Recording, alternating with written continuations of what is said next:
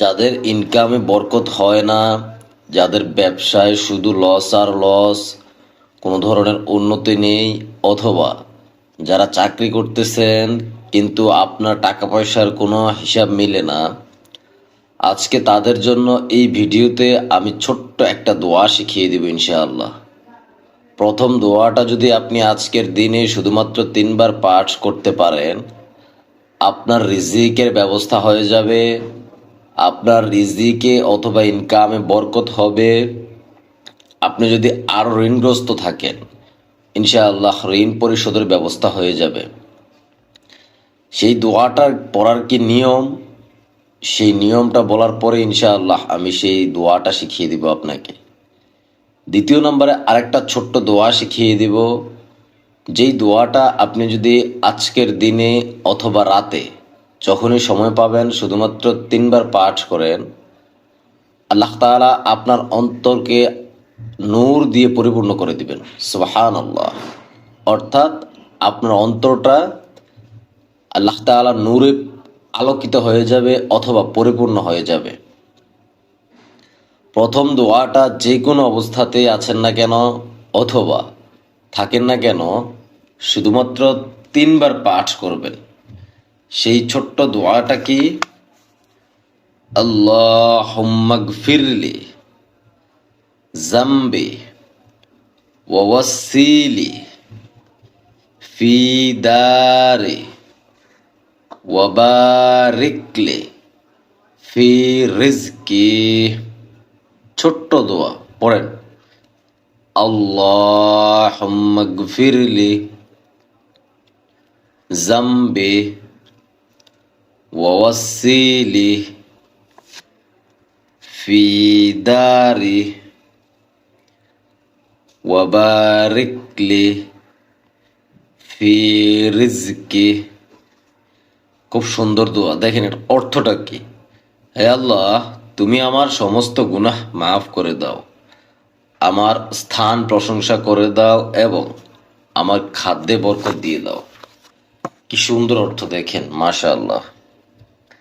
আমরা অনেক সময় আমাদের নিজের বর্তমান অবস্থা নিয়ে অথবা দুর্দশা নিয়ে অস্থির হয়ে পড়ি, হতাশাগ্রস্ত হয়ে পড়ি, কিন্তু ধৈর্যের সঙ্গে এইটাই আমরা চিন্তা করি না যে আমরা সবাই দুনিয়াতে আসার আগেই আল্লাহ তাআলা আমাদের রিজিক লিখে রেখেছেন। আল্লাহ তাআলা আমাদের সৃষ্টির 50 বছর আগে আমাদের রিজিক লিখে রেখেছেন। এটা আমাদের মাথায় আসে না। হযরত আব্দুল্লাহ ইবনে মাসউদ রাদিয়াল্লাহু তাআলা থেকে বর্ণিত, রাসূল সাল্লাল্লাহু আলাইহি ওয়াসাল্লাম বলেন, তোমাদের প্রত্যেকে তার মায়ের পেটে 40 দিন শুক্র অবস্থায় থাকে, অতঃপর সবাই হৃৎপিণ্ড হয়ে যায়, তারপর মাংস পিণ্ডে রূপান্তরিত হয়, এরপর তার কাছে ফেরেশতা পাঠানো হয়, সেই তার মাঝে রূহ সঞ্চার করে আর তাকে 4টি বিষয় লিখে দেওয়ার জন্য নির্দেশ দেওয়া হয়। 1 নম্বরে জীবিকা, তার সময় বা বয়স এবং সে কি সৌভাগ্যবান নাকি দুর্ভাগ্যবান। বুখারী শরীফের হাদিস। এই হাদিস থেকে জানা যায় আমাদের রিজিক আগে থেকে নির্ধারিত। পবিত্র কোরআনে আল্লাহ তাআলা বলেন, বলো আমার প্রতিপালক তো তার বান্দাদের মধ্যে যার প্রতি ইচ্ছা রিজিক বর্ধিত করেন এবং যার প্রতি ইচ্ছা রিজিক সীমিত করেন। তোমরা যা কিছু ব্যয় করবে তিনি তার প্রতিদান দিবেন, তিনি শ্রেষ্ঠ রিজিক দাতা। সূরা সাবার আয়াত নাম্বার 39।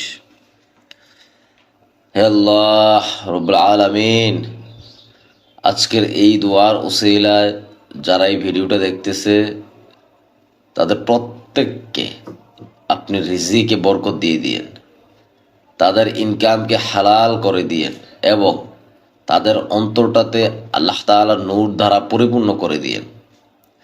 রব্বুল আলামিন, এই দোয়ার উসিলায় আপনি যারা ব্যবসা করে, যারা চাকরি করে, যারা বিভিন্ন ধরনের কর্ম করতেছে সবাই আপনি বরকত দিয়ে দিন। আমিন। দয়া করে অবশ্যই কমেন্ট বক্সে আমিন লিখে যাবেন।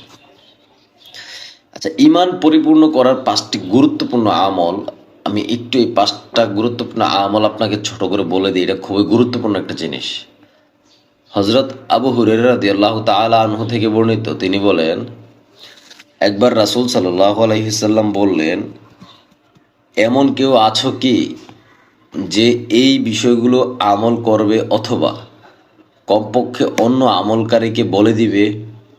আমি বললাম, ইয়া রাসূলুল্লাহ সাল্লাল্লাহু আলাইহি ওয়াসাল্লাম, আমি উপস্থিত আছি। অতঃপর তিনি আমার হাত ধরে এই 5টি বিষয় বর্ণনা করলেন। 1 নম্বরে, যে হারাম বিষয়াদি থেকে দূরে থাকে সে শ্রেষ্ঠ ইবাদতকারী বান্দাদের মধ্যে গণ্য হবে।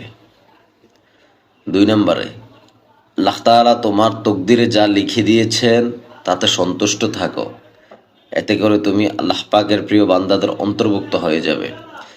এই 5টা পয়েন্ট একটু মন দিয়ে শুনেন, খুবই গুরুত্বপূর্ণ। 3 নম্বরে, তোমার প্রতিবেশীদের সাথে সদ্ব্যবহার করো, এতে তুমি মুমিন হয়ে যাবে। 4 নম্বরে, নিজের জন্য যা কামনা করো অপরের জন্য তাই পছন্দ করো, এভাবে তুমি পূর্ণ মুসলমান হয়ে যাবে। 5 নম্বরে এবং শেষ, কখনো অট্টহাসিতে ফেটে পড়ো না, কেননা অট্টহাসি অন্তরকে মৃত্যু করে দেয়। মুসনাদে আহমদের হাদিস। এই 5টা জিনিস আপনার ইমানকে পরিপূর্ণ করবে ইনশাআল্লাহ। 5টা জিনিস মেনে চলার চেষ্টা করেন।